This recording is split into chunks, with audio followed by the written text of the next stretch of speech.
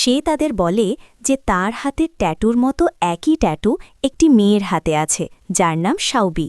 তাদের ভাগ্য একসাথে জড়িয়ে আছে, তাই সবাইকে নিশ্চিত করতে হবে যেন সেই মেয়েটার কোনো ক্ষতি না হয় এবং তাকে ২৪ ঘণ্টা সুরক্ষিত রাখতে হবে।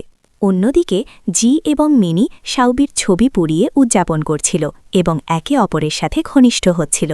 ঠিক তখনই শাওবি সেখানে ফিরে আসে। তারা দুজন তাড়াতাড়ি আলাদা হয়ে যায়। শাওবি কিছুই দেখে না। জি বলে, তুমি কোথায় ছিলে? আমি তোমার জন্য খুব চিন্তায় ছিলাম। আমি তো প্রায় পুলিশ স্টেশনে যেতে যাচ্ছিলাম।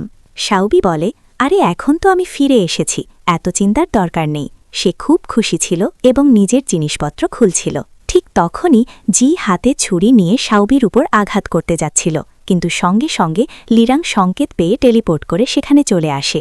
শাওবি ভয় পেয়ে যায়। এই দানবটা কি আমাকে এখান পর্যন্ত অনুসরণ করেছে? জি এবং মিনি লিরাংকে দেখে অবাক হয়ে যায়। মিনি তার সুদর্শন মুখ দেখে আকৃষ্ট হয়ে পড়ে। সে শাওবিকে বলে, এটা কি? তুমি কি তোমার ফিয়ান্সের বদলে অন্য কোনো পুরুষের সাথে আছো? তোমরা কি মন্দিরে একসাথে ছিলে? শাওবি বলে, না না, তোমরা ভুল বুঝছ, আমার সাথে এই লোকটার কোনো সম্পর্ক নেই। সে লিরাংকে দূরে যেতে বলে, কিন্তু লিরাং যেতে রাজি নয়। সে তাকে নিজের সাথে যেতে বলে। শাওবি রাজি হয় না।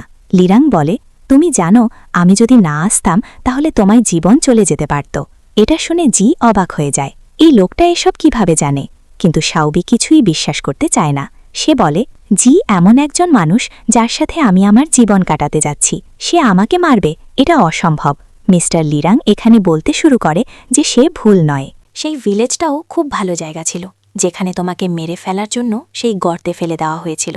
এই কথা শুনেই এখানে জি ঘাবড়ে যায় এবং সাবিকে দেয়া শরীরে সেই আঘাতে দাগগুলো দেখাতে শুরু করে, যেগুলো সে সাবিকে খুঁজতে গিয়ে পেয়েছিল। সাবি তো খুবই ইমপ্রেস হয়ে যায়, আর লিরাং বলতে থাকে যে জিয়ের পুরো জীবনটাই আঘাতে ভরা।